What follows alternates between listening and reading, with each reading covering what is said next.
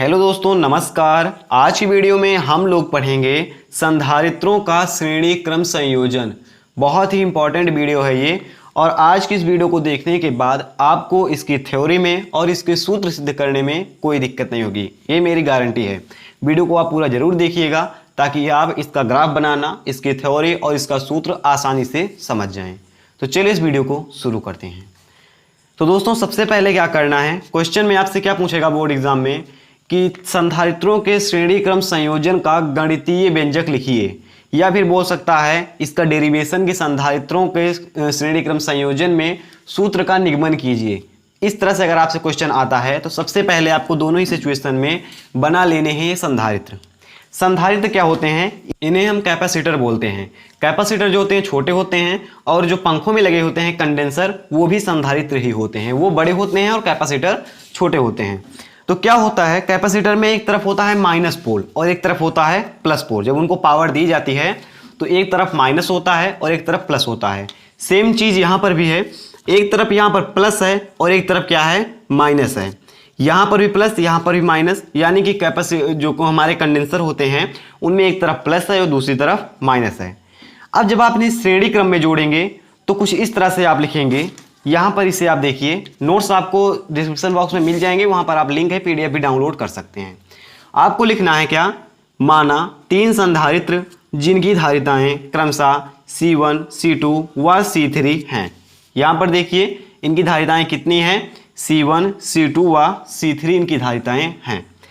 इन संधारित्रों को श्रेणी क्रम में जोड़ा गया है। यहाँ पर आप देखिए जो संधारित्र है इन्हें हम श्रेणी क्रम में हमने जोड़ा है। इसका जो माइनस है अगले के प्लस से, और जो दूसरे का माइनस है उसे अगले के प्लस से। यानी कि इस तरह से अगर हम जोड़ें कि एक तार हमें इधर लगाना पड़े और एक तार इधर लगाना पड़े और सब में पावर मिल जाए, तो इन्हें हम श्रेणी क्रम बोलते हैं। अगर हम इस तरह से चित्र बनाएंगे तो ये होगा हमारा श्रेणी क्रम का चित्र। ठीक है, ये क्या है, श्रेणी क्रम में जोड़े गए हैं।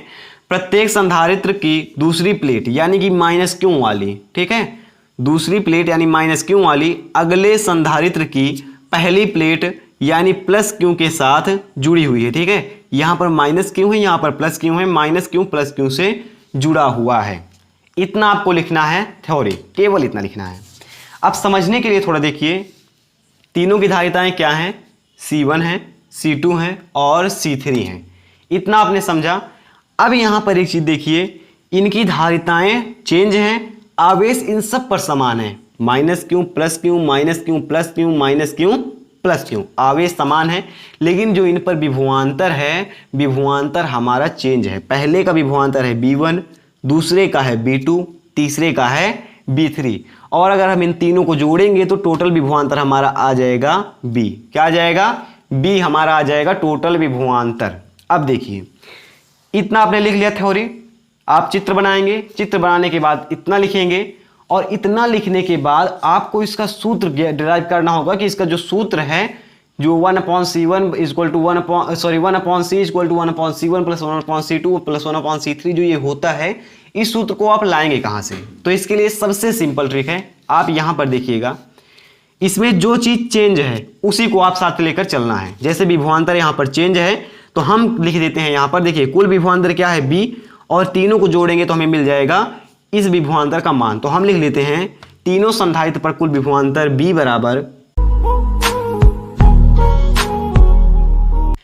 बराबर कितना होगा।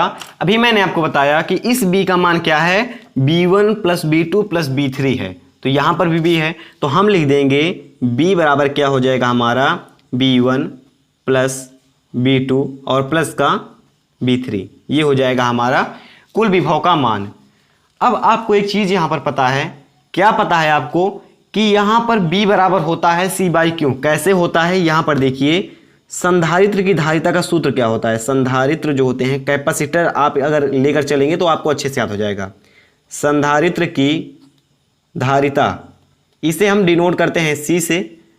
तो संधारित्र की धारिता C बराबर क्या होता है, Q/B होता है। इतना आपको पता है ना, संधारित्र धारिता C बराबर Q/B होता है।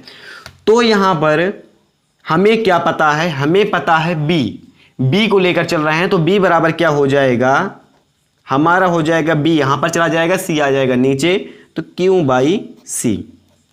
ठीक है, B बराबर क्या होगा, क्यू बाई सी। इसे अगर आप साथ लेकर चलेंगे तो आप इसे बहुत ही आसानी से हल कर लेंगे। देखिए अब कैसे क्या करना है आपको, इतना आपको पता चल गया। अब देखिए यहाँ पर अगर b बराबर क्यू बाई सी है तो एक बात बताइए, b1 और b2 b3 का मान निकल सकता है भैया बहुत ही आसानी से। कैसे? तो यहाँ पर क्या होगा, b1 इस पर क्या है आवेश हमारा, मैंने बोला देखिए तीनों में आवेश क्या है, समान है, minus Q plus Q minus Q plus Q minus Q plus Q minus Q plus Q, आवेश समान है। तो ये हो जाएगा हमारा क्यू बाई b1 पर धारिता c की मान कितना है, c का मान है c1, तो यहाँ पर लिखेंगे c1। और इसी प्रकार यहाँ पर b2 हम लिखेंगे, b2 पर भी क्या है आवेश तो समान है, आवेश लिखेंगे यहाँ पर, और बटे में धारिता क्या है b2 वाले की, b2 वाली धारिता है c2, तो हम लिखेंगे c2। अब देखिए इसी प्रकार b3 की निकालेंगे तो यहाँ पर मिल जाएगा हमें b3 का मान हो जाएगा कितना, आवेश समान है क्यू बाई धारिता क्या है b3 की c3। अब क्या है, हमें क्या करना है, इसे हमें मान लेना है समीकरण 1 और यहाँ से लिखना है यह मान समीकरण 1 में रखने पर। लिखते हैं यहाँ पर सारे मान रख देते हैं।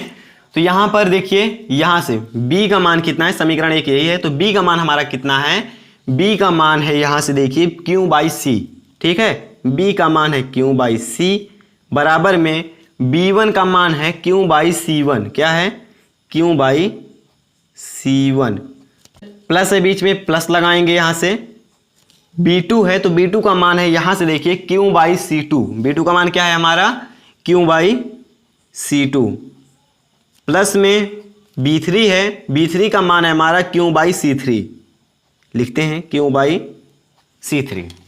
अब चलिए एक काम और करते हैं थोड़ा, इसमें आपको सब में दिख रहा होगा कि कॉमन है हमारा, कुछ कॉमन आपको क्या दिख रहा है, कॉमन दिख रहा है q, तो q हम यहाँ से बाहर निकाल लेते हैं, तो ये हो जाएगा q by C equal to, सब में से q हम ले लेते हैं कॉमन, तो जहाँ पर q है वहाँ पर बच जाएगा 1 अपॉन c1 प्लस का 1 बाई c2, सारे में से हमने q को निकाल लिया है, ठीक है, और प्लस का यहाँ पर भी q है तो q की जगह पर हो जाएगा 1 और c3, इतना समझे। अब देखिए यहाँ पर q है, यहाँ पर q है, दोनों हमने काट दिया, तो अब क्या बचेगा, जब कट गया तो q की जगह पर क्या बचेगा, 1 बचेगा, तो ये हो जाएगा 1 बाई c हो जाएगा is equal to 1 by c1 plus का 1 बाई c2 प्लस का 1 बाई c3। अब इसे हम कर देते हैं कॉलम में बंद, क्योंकि यही है हमारा श्रेणी क्रम में संधारित्र की धारिता का गणितीय व्यंजक, यही से हम सारे सवाल को हल करेंगे। आई होप आप समझ गए होंगे कैसे हमने इसे सिद्ध किया, इस सूत्र को, और थ्योरी कैसे लिखनी है। आपको नोट्स की पीडीएफ डिस्क्रिप्शन बॉक्स में मिल जाएगी, वहां से आप डाउनलोड कर सकते हैं। वीडियो अच्छी लगी हो तो आप कमेंट करके हमें जरूर बताइएगा। हम मिलते हैं ऐसे किसी नेक्स्ट वीडियो में। जय हिंद।